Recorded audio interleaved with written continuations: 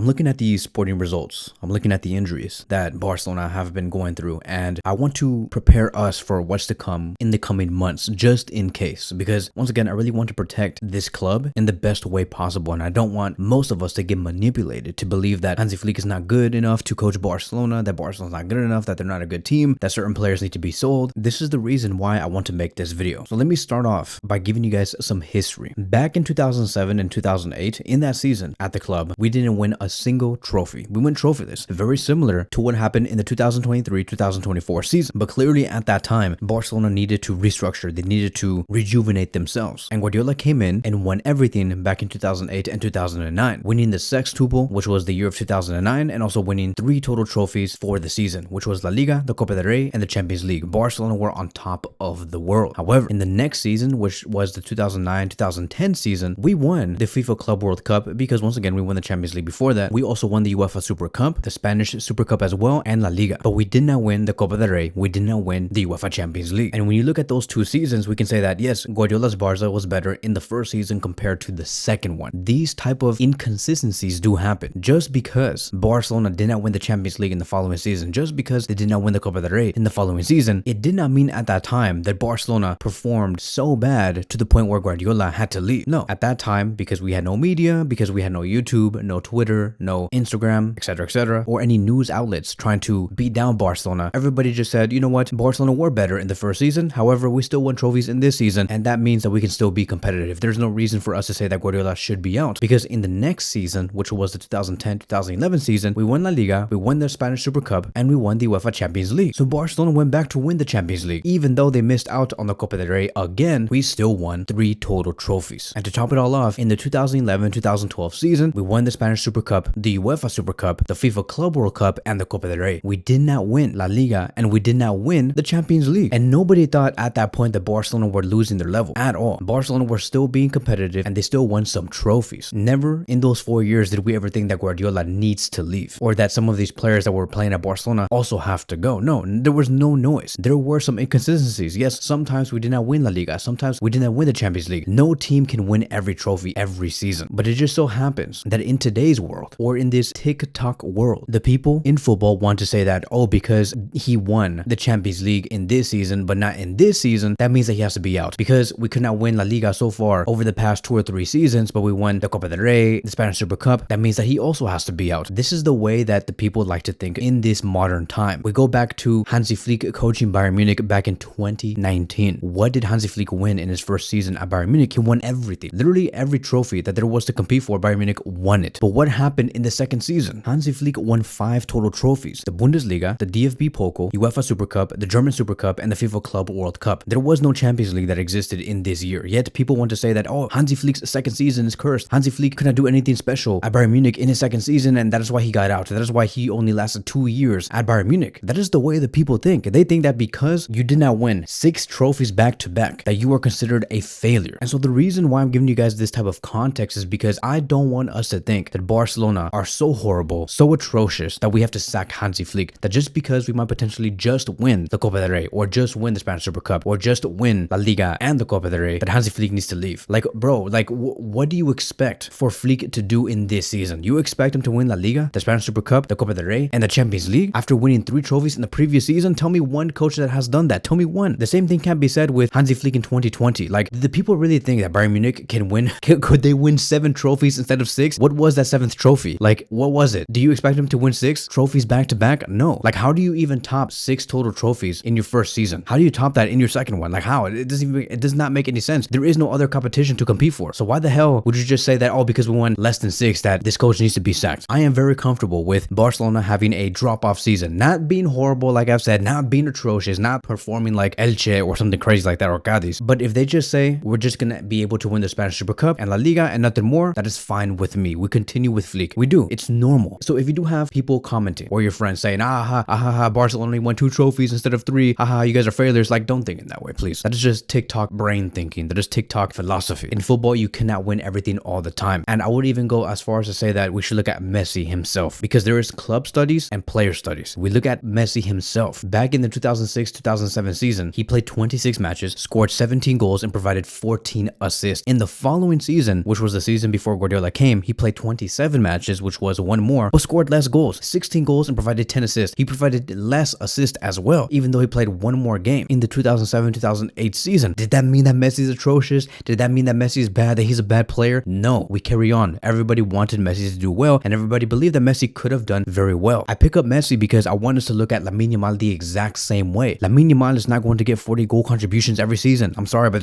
that is not going to happen. That is not real life. If Messi can't do it, who is the best player in history? I'm talking about, like, bro, from the moment they first started kicking a ball, Messi has been the best player ever, like, in football time. If he can't even up his numbers every season as it does go by, no one else can. Like, if Lamine Yamal has only 20 goal contributions and he's just had a off season, that is fine with me. It does not mean that we have to crucify Yamal, that Yamal should leave, that he's not good enough, that he should go to PSG. No, that is just damaging the club. You're damaging the players. You're damaging the club internally. Let's sit on this for a second. Messi was better in the 2010-2011 season compared to the 2013-2014 season. He did more in the 2010-2011 season compared to what happened 3 to 4 years later under Tata Martino. Messi did more. Did that mean that Messi was finished? No, we carried on. Messi was still supported by the Barcelona fan base. There is no such thing as saying, oh, because I scored 50 goals and provided 24 assists, I'm only going to go up from here as the season does go by. No, it's going to fluctuate. I mean, like, we look at Guardiola's term, right? Messi, under Guardiola in the first season, played 43 matches, scored 38 goals, and provided 18 assists. In the next season, Messi played 51 matches, 8 more matches compared to what he did in the first season, had less assists, and 9 more goals. Did anybody say that, oh, Messi lost his creativity? Messi is performing lower in terms of taking those passes to either Xavi Hernandez or Pedro or Villa or Yaya Touré or whoever was there at that time? No, we believe that Messi did perform below his standards, yet it was still one of the best in the world. Lamine Yamal ended with 55 matches played, scored 18 goals, and provided 21 assists. That is 39 goal contributions in 55 matches. Do you expect for Yamal to do the exact same thing, or if not even more, in this season? I don't think so, because there is context that is required. He has gotten injured. Flick's overall pressing system has not been working. And I'm not even going to lie to you guys. Like, the fact that Yamal played 8 games and has 3 goals and 5 assists, which is 8 goal contributions, having 1 goal contribution per 90 minutes, that's honestly pretty good. But the only reason why people want to bash on Yamal today is because Yamal has set the expectation so damn high that even with him performing as one of the top 5 best players in the world, they're still going to bash him and make him feel like he is the villain, that he's not good enough, or he is Neymar, that he is like Vinicius in terms of attitude. No, Yamal has been performing. These are really good numbers, one of the best in the world. It may not reach the 2024-2025 season numbers, but Yamal is still performing good enough, and we have to protect him. We have to make sure that he's being backed. And if he ends up with 30 goal contributions, that is phenomenal, my friends. That is phenomenal. Barcelona winning the Spanish Super Cup and La Liga only, it is phenomenal. 5 total trophies that Flick had won, could win within a span of 2 seasons. Name me any other club that can do that. If they only happen to just win the Champions League and nothing more, does that mean that Hansi Flick should be sacked? No. If they just win the Spanish Super Cup and the Copa del Rey, but not La Liga and not the Champions League, does that mean that Hansi Flick should be sacked? No. But that is the moral of the story. Protect this club, protect Lamine Yamal, protect any of our players. It does not even have to be Lamine Yamal. We can even speak about Rafinha. Rafinha might have lower numbers this season in terms of goals and assists. He might. But what player, if Messi can't do it, right? What player can just go onto football and just upgrade his numbers season by season by season by season? Nobody. Not a single damn one. Messi scored 73 goals and provided 29 assists in the 2011-2012 season in 60 matches. He had 100-something goal contributions in that year. Yet in the 2018-2019 season, Messi could not do that. Messi's 2018-2019 season was better than the 2020-2021 season. I'm sorry, but that's just how football works. It fluctuates. So protect Lamine Yamal, protect Rafinha, protect Lewandowski, protect everybody. It goes for all players in Barcelona. Protect this club. Recognize and look at history and understand how football does play out, and realize that it is not the end all be all. But that is it. That is going to be wrapping up today's video. Thank you guys so much for watching, and I will see you guys in the next one.